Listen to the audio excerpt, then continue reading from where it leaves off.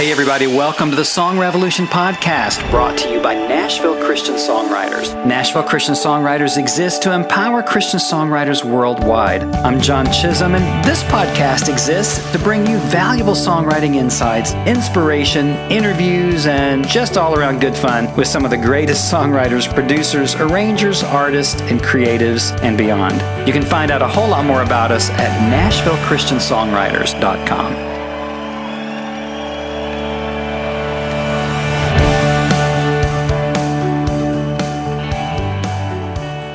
Hey everybody, welcome to the show. I've been thinking a lot this last week about the word calling. It's a word that gets thrown around a lot in Christian circles these days. I know that you hear it. I hear it over and over from songwriters who want to be called like Chris Tomlin is called, or like Lauren Daigle is called to be on the radio, or called to be on a global platform.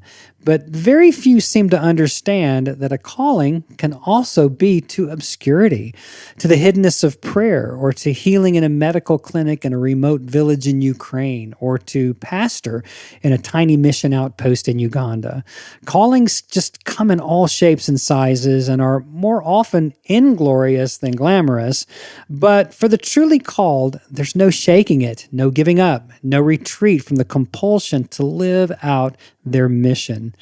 Well, my guest today, Becky Nordquist, has a mission too, and she's walking in a calling that she probably wouldn't have asked for. An aspiring singer-songwriter, she would love to be on top of the charts right alongside Lauren, but for now, Becky knows that she's called to use her music to encourage those who've experienced infant and child loss. Becky's experienced 5 miscarriages herself and the stillbirth of their son Niklaus, so the grief is real for her, and her new single, Before We Said Hello, is opening a lot of ministry to many who've gone through infant and child loss in their lives. And, even if you've never experienced that, this episode will encourage you as you hear how Becky's tailoring her musical gifts to the opportunities God's giving her and how you can do that too. Becky has surrendered her own version of her calling to embrace God's much more perfect one for her. Maybe it's time that we all took a moment to do the same. I want to thank Nashville Christian Songwriters for sponsoring our show and encourage you to check out all the fine resources available at NashvilleChristianSongwriters.com. And thank you for being here to listen. You're why we create this show, and we hope you'll take a moment to share it out on your social media if you find it meaningful. I know you're going to be moved by Becky's heart for the Lord and by her willingness to walk in the unexpected calling to heal grieving hearts. Whatever may have wounded your heart or whatever grief you're walking through, I bet you'll find something here to help heal it. You can find out more at BeckyNordquist.com and also at musicforthesoul.org. But now I'm excited for you to meet my great friend, soon to be yours, Becky Nordquist.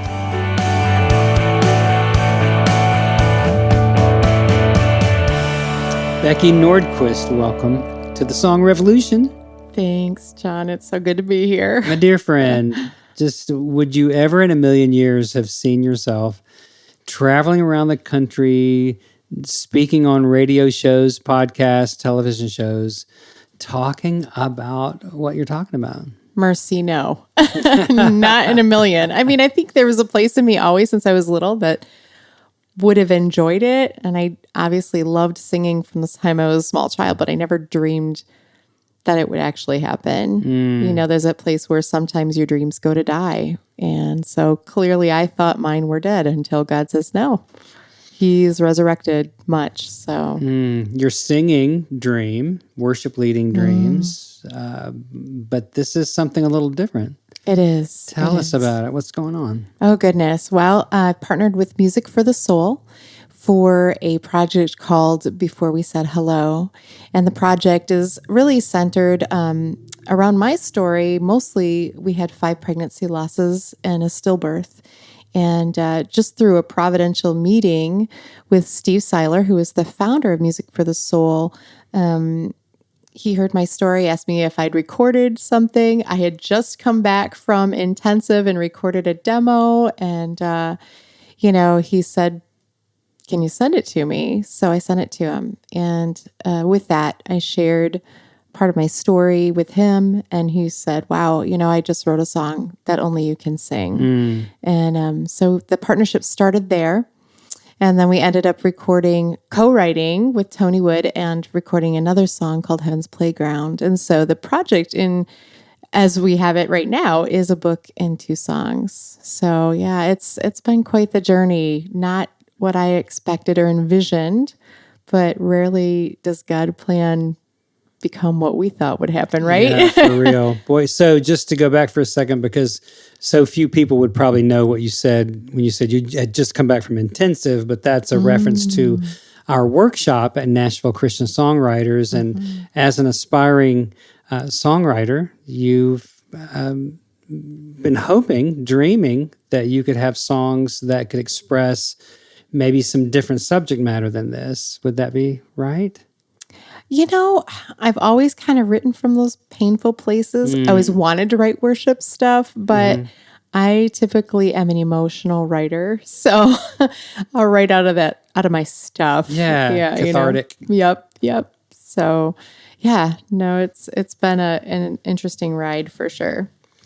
So Steve Siler has a wonderful ministry for the last 20 years in musicforthesoul.org, which is a great resource for people that have been through traumatic things, divorce, aging, what else? There's so many different things on that site. Eating disorders, pornography addiction, abortion, post-abortive women and men, and all kinds of things. Right. So he's been at this for a long time, but then when he heard your story, losing 5 miscarriages and then the loss of Niklaus, he already had written a song, or he wrote this for you?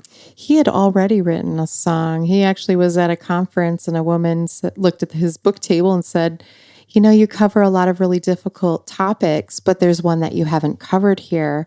And, truly, the statistic is 1 in 4 women will experience a pregnancy loss in their lifetime. So she shared her story with him, and he went back behind the booth and penned the song. No kidding. He's such a great writer. Oh, he captures the deepest, most difficult things, like we've just named, but he is a master. He's an incredible writer, and somehow captures the emotion, like in the song Before We Said Hello.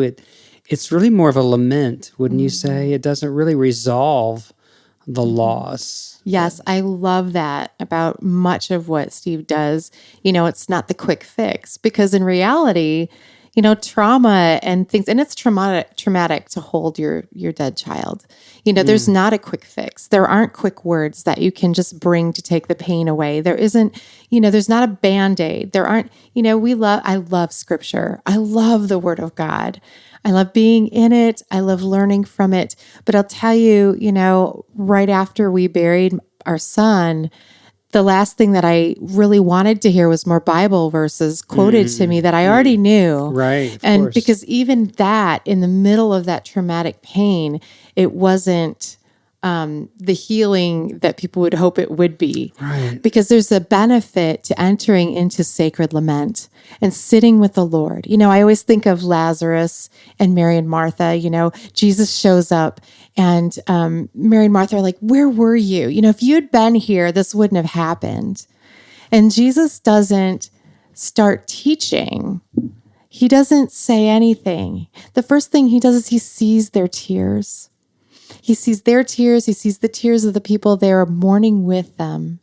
And he stops everything. And he sits down and he weeps. And he weeps with them. And I believe he weeps for them because, death was not something that he created us for. It was not his intention for us. So, I think with the music, what I love about it is that, just like Jesus didn't offer, he knew everything. And yet he didn't put a quick Band-Aid on it. He allowed the process. And I think that's the cool thing about this music is that it doesn't put a quick Band-Aid. It allows you to sit and lament and still be respectful of God, but to allow the emotions to own them and let that kind of wash over and do its work. Because there's a beautiful thing that we get in lament is we get to know our God in a deeper and more beautiful way, and in ways that we could never know him any other way. That's so good, Becky. And you and I have had some conversations about the difference between wallowing in pain, right? Or dredging up old pain and lament. And there are some real valuable distinctions in my mind. And what you and Steve have done with this project is really capture the lament, I don't know how you would even say, just the depth of emotion, the depth of soul that is a godly thing, as you've been describing, and not necessarily just dredging up the bad, which I see in a lot of songwriters. They feel that often when we're working with songwriters and our coaching around here, I find that they're still stuck in their pain. They're stuck in maybe guilt. They're stuck in what they're calling brokenness. They're stuck in a sin consciousness, if you will, that's very, very different than what you are doing in presenting this very real issue of loss, infant loss, and early childhood death. You know, where there is this horrible emptiness. You know, that really only lament can even begin to heal. So, you know, we've had some conversations about that, and I kind of talk about that in terms of redeeming the pain in some ways. Do you find that to be true, that there's that this is redeeming it in any way, or is it still? How does that feel for you to even talk about it? Oh goodness, you know, like you said, there's always going to be that missing person. You know, I mean, there's always going to be that space, especially with Niklaus, because he was in our arms. You know, the early pregnancy losses were horribly painful, but it was different for me to hold him and see his face. Sure. So there's always that place where there's just going to be a space that's empty for him. So there's a grief there, and yet in this project and through writing with it and writing for it and just the opportunities that have come to be a tear catcher for people and wrap arms around people that are hurting and point to Christ and who he is. You know, that's so redemptive because, you know, it's his redemptive story being told through our stories and how he redeemed us. And, you know, he is so good in that way that, you know, when we fulfill that place of comforting others with the same comfort that we have received, there is a redemption in that too. And being the face of survival. I mean, I've had that for me. Like, you look at someone, you go, oh, okay, this is the most awful thing I can think of that could ever happen to me in my life. But then you see someone who's actually survived it. And there's just this strengthening that happens, which is why community is so important too. So I definitely think that on this path that there's much of a redemptive process in sharing about it and then just coming into community with other people who have experienced the same loss. Right. So you've kind of tapped into, inadvertently, unintentionally, this deep pain that people have that really doesn't often get shared. Certainly not very often in church, or maybe people eventually take it to the counseling chambers, you know, to go into therapy if they're really struggling. But it's kind of an unseen pain. Would you say that? Was that? Oh, absolutely. Goodness. I mean, there are people, you know, in the book, we have a lot of stories from different people from all over the United States. And, you know, one of the stories is from a woman who, I think it was 50 years that she stayed silent on her loss. Like, didn't talk about it. And there's so many, I mean, even when we had our losses, I couldn't think of anyone that I knew when I had my first pregnancy loss. I couldn't think of anyone that I knew to call to say what happens next. But then after I had it and I started talking to people, they're like, oh, we had one. And people start coming out of the woodwork with it. And you go, why was I feeling so isolated and alone? Yeah, right. And that's the thing, you know, with this type of loss, you know, you have isolation and guilt and shame Really? and fear. Really? And so and I know it sounds kind of strange, but that like the guilt, like, did I lift something too heavy? Did I not take my vitamins regularly enough? Or maybe I shouldn't have taken that morning sickness medication, and the shame, I can't carry a baby right. I can't do my womanly duties. A lot of people go through that too. And then there's the fear of, okay, if you do get pregnant again, or when you do, then it's, oh my goodness, you sit on pins and needles for the entire pregnancy and the first part after they're born. Even if you've had a stillbirth, I think even after they're born, you're still going, are they going to stick around? And so there's all those things. And one day I was like, Lord, why is there such a battle in getting this project out? Because we were really feeling some attack and battle. And he just spoke those words to me. So because the tools of your enemy, the trademark tools, are isolation. He wants us to feel alone, like we're the only one walking this road and no one understands. Most of all, God doesn't understand, which is an absolute lie. And then we have guilt and shame and fear. All those things, they're not of the Lord. And so bringing light to that, both in this struggle and other struggles, because it's really, if you look at anything we wrestle with, those are trademarks that he uses, right. So identifying those is crucial. Yeah, it kind of surprises me, the shame part, and the guilt part. And I mean, you've explained a little bit of that, but that's kind of surprising. I can, why do people feel shamed by others? Do other people treat you in ways that make you feel ashamed when you've had this kind of loss? Well, there's that underlying current that I'm a woman, I should be able to do this. My body was created to do this. But I think there's also shame involved with the hurry up and get over this. You weren't that far along, or at least you have other children, or at least you can have more children. There's a lot of at least, and then there's the expectation, like, you shouldn't be hurting like this. So-and-so, their baby lived so long, and you didn't even get to hold your baby, So there's kind of a shaming. I think they mean well, but there's kind of this undercurrent of shame, like, you should be over this by now. Right. And there's a process to grieving and lamenting, and it's important and it's sacred. And God wants us to go through that process, not shove it under the bed, and discount it and make it less than what it is, but rather enter into the Word of God and who He is in that lament. Do you feel that you're over your grieving process? I would say, grief is weird. So it comes in waves, I find. I wouldn't say I'm grieving. I would say that I miss him. I have moments where I just am sad and I miss him. And I believe that's going to be something that I'm walking forward with, probably for the rest of my life. Right. And that's okay. That's all right. And I have a peace about it. So it's not that, we kind of talked about that a little bit, is you can get on this merry-go-round and go around and around, and it can freeze up your life, and it can really do a lot of damage. There has to be that point where you will yourself to see the hope, because you're not always going to feel it.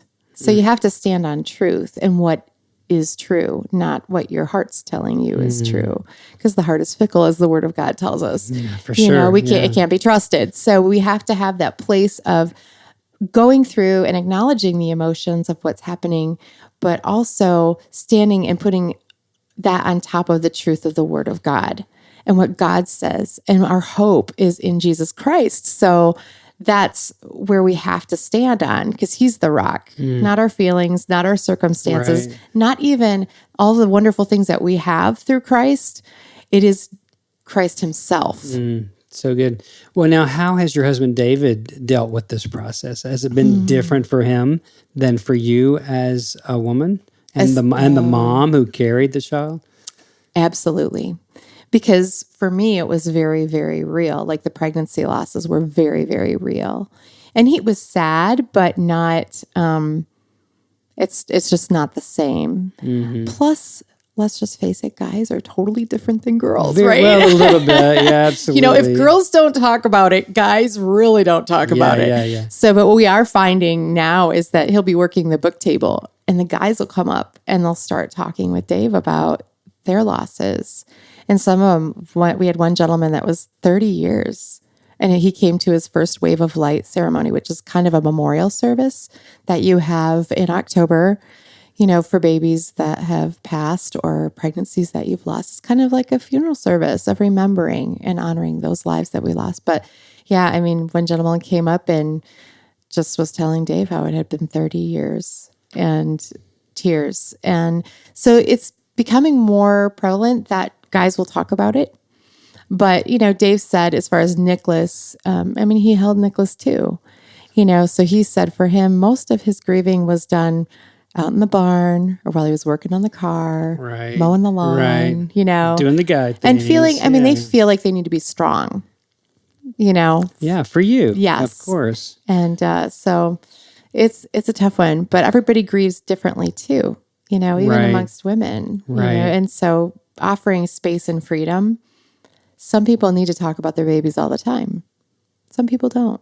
It's just, walking with somebody in that moment it's crucial to say, how can I walk with you?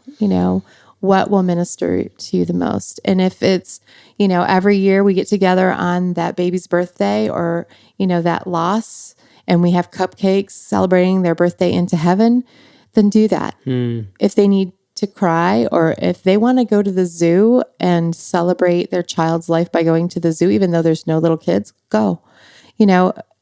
Whatever they need. Right. Make it about them and not your comfort. That's the hard thing. We're not real comfortable with uncomfortable, right? Yeah, boy, that's the truth. But if 1 in 4 women have experienced a miscarriage or a child loss of some type, and that means that 1 in 4 guys, somewhere there's a guy involved somehow, whether they're hanging around husbands, boyfriends, whatever. Yeah. But I think guys do go at this thing differently, and it's not as vocal, it's not as obvious, maybe, but we feel it as well. And I think there's also the physical component, because we didn't have that little child even in our own bodies, and you did. Yeah, for sure.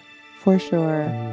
We're going to take just a quick break and talk about something that I think is going to be very valuable for you as a Christian songwriter. So check it out. Do you feel like God's given you a bunch of songs, but you don't know what to do with them? Do you feel like you've got a real call on your life to write, but you're clueless about where to start? Or maybe you've got writer's block and you're wondering if you'll ever get the creative juices flowing again. Well, we've got you covered with NCS membership. NCS membership is all about community and how to grow in this calling you feel deep inside to be heard. We get it. We know that you just want to honor God with your talents and be a good steward of what He's given you.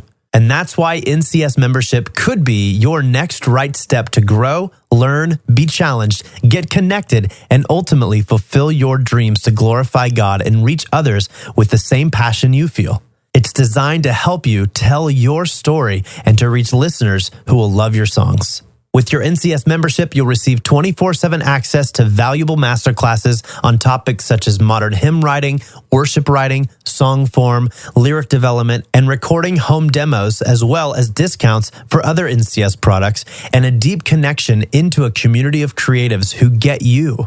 There are a lot of songwriters out there, so you need to be the best you can be to stand out, be heard, and become the songwriter you were born to be. Just go to NashvilleChristianSongwriters.com now to check out all the great benefits of becoming part of a decidedly Christian community of songwriters from all over the world.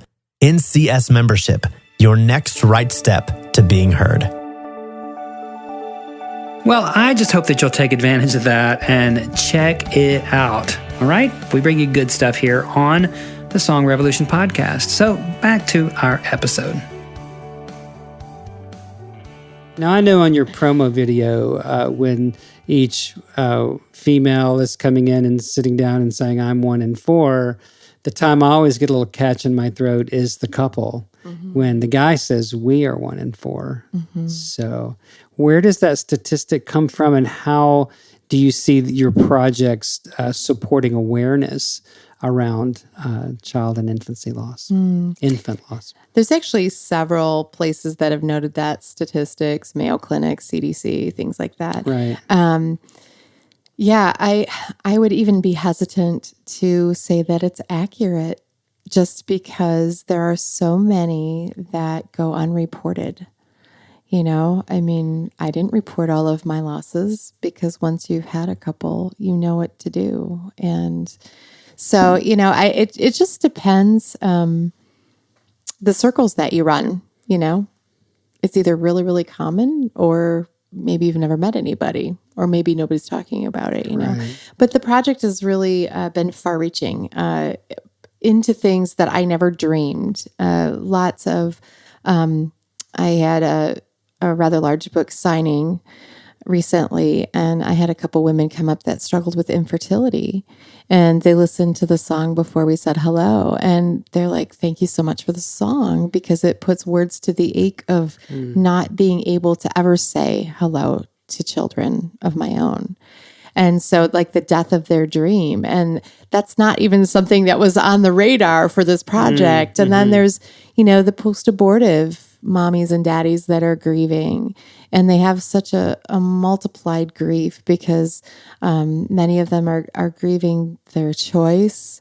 And then they're also grieving their child. And so God is just opening doors to bring healing. And, what more could you ever ask for but for your pain to be used by a perfect God to love on people and bring his love to them? Yeah, exactly. As we said earlier in the show, you had earlier songwriting, singing, recording, performing dreams, and yet God is bringing it out of, I guess, the most painful area of your life. And here you are appearing on radio and television and wonderful podcasts and able to share out of the painful part this hope and this healing. But how has your own songwriting been developing through all of this? And I know Steve wrote Before We Said Hello, but you co-wrote with Steve and Tony Wood, Heaven's Playground. So tell us a little bit about how you feel your own songwriting is developing in the midst of this. Oh my goodness. Wow. It's grown a lot. I have to say there's a beautiful thing sitting in the room with people like Steve and Tony. And I envisioned Heaven's Playground the day that we buried Niklaus. And that was actually, I think, before I actually got involved with NCS. But I was standing there and one of the big questions is, God, where are you in all of this pain? And I just said, Lord, I need to have some bit of comfort. I need to see you in this somewhere. And it really was a cry out to him that cold January day. And he gave me this vision of this little blonde boy running through a meadow of wildflowers towards outstretched, nail-scarred hands. And behind Jesus was a beautiful playground with children running and laughing. And it was in that moment that I realized that he'd never know pain. He would only know the perfect love of a perfect Father. And so Heaven's Playground started that day, but certainly it was very difficult for me to finish it emotionally. So just through a conversation with Steve, I'm like, hey, I think I have a good song. One big idea. And That's my it. North Star, right? The OBI. So, yeah, OBI. So ran it by him, ran some of the thoughts. And he's like, I have a friend that might come in along with us. And so we sat in Tony Wood's living room. And I still feel like that was a dream, but with those guys. But you learn so much about the craft and the process.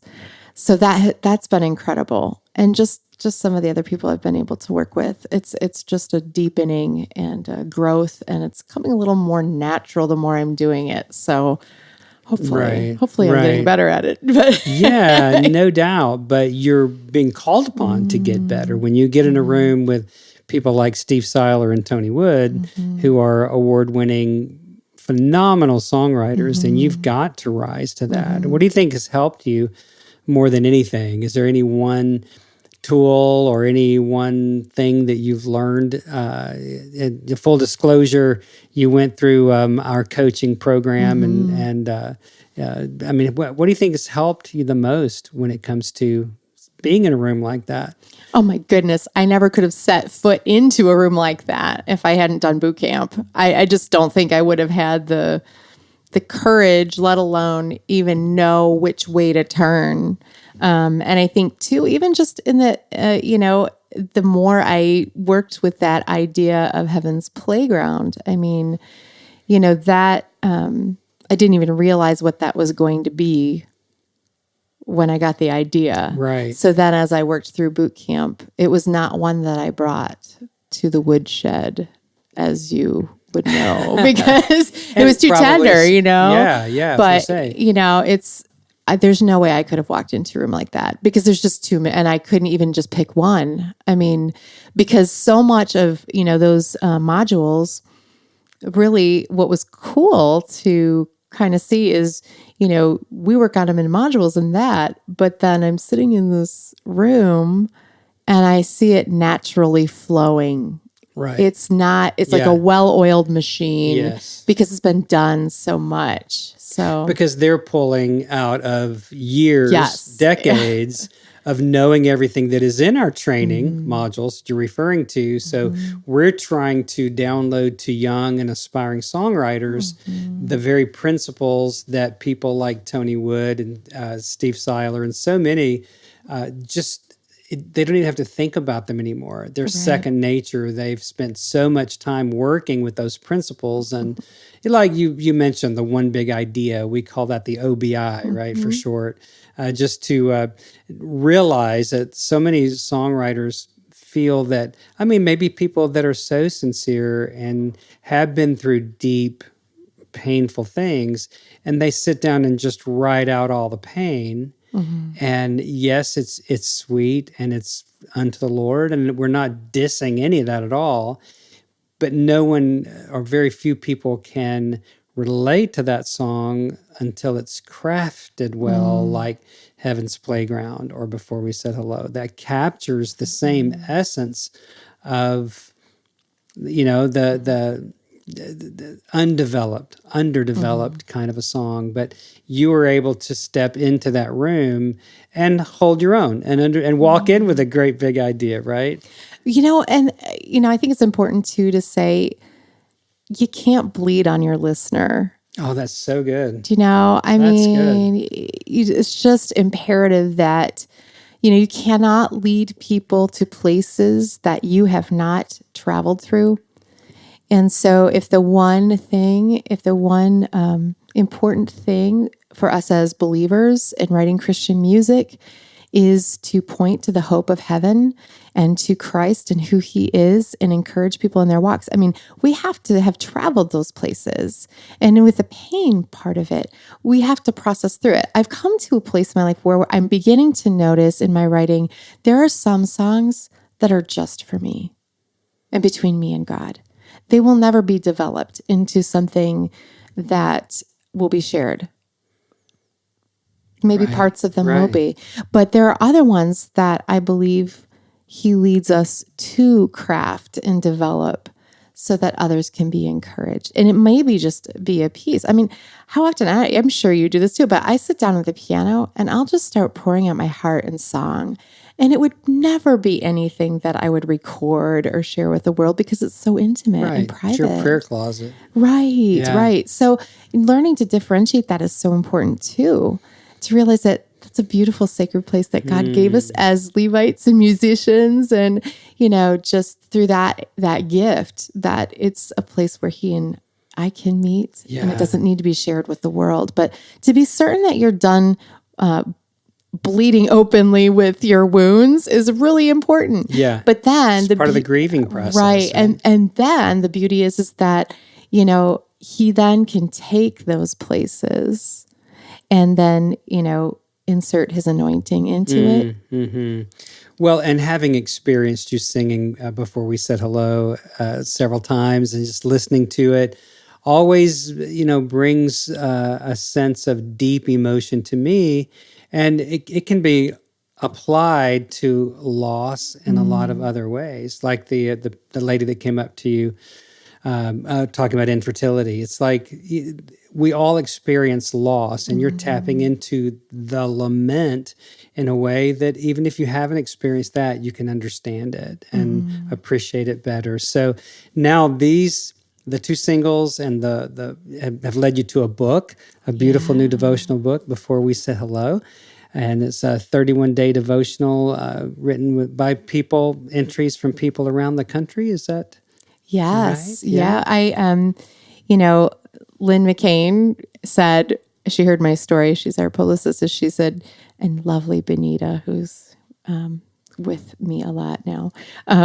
But she said, where's the book? And so we're like, well, golly, I've been writing. I mean, I journal and write songs and stuff. So how fast can you write? So she said, it's really necessary. And I just said, well, it has to be short. The devotionals have to be short because when you're grieving, it's hard to read. And then I said, loss is so personal and there's so many different stories and differentiations of pregnancy and infant loss that it's important that other people can write and speak into that too. So it's kind of a healing place for them too. And there's stories from dads in here because we cannot leave out these daddies, Exactly. So, it's just so you have a couple devotionals and then you have somebody's story, and every story has an element of hope, and every devotional is based in scripture, and there's some hard questions and journaling space. And really it is about getting honest with the Lord about where you are, because it's not a surprise to him, right? I mean, he already knows. If we're angry, if we don't understand, we want to know why, all of those human questions that we have. He wants to speak into those very hard questions, but we have to be willing to lay them down and wait for his answer. So good. So our listeners can find your singles and where to order the book at beckynordquist.com. Is that right? Yep, there's a lot of links on my website. You can also go to www.musicforthesoul.org. And everything's on your streaming devices musically. And we've got more songs coming. So exciting to see how God is redeeming the pain and encouraging, bringing hope and solace to so many people who've experienced this loss. Thank you so much, Becky, for your ministry. You've, you know how much I love you as a singer and a worship leader and a songwriter and a great friend. And to just see your ministry blowing up like this is just a blessing to me. So thanks for being with us today. Well, thanks for having me, John. You know that you're dear to me. And seriously, I am so grateful for how God has used you to speak into my life, not just as a pastor, but a mentor and musically. And you've challenged me and helped me to grow, and I'm forever grateful for that. Thanks. I'll give you $10 after the show. You buy me a coffee. Right. Becky Nordquist, thanks for being here. Thanks. Hey, thanks for listening to the show today. I'm blown away with the encouragement and inspiration that every guest brings, and today was certainly no different. If you want even more encouragement and inspiration to take your songwriting to the next level, be sure to check out NCS membership over on our site at NashvilleChristianSongwriters.com. We're all about empowering you to become the best Christian songwriter that you can be, and NCS membership is simply the fastest and easiest way to get there. Become the songwriter that you were born to be by joining NCS membership today. I'll see you next time on the Song Revolution Podcast.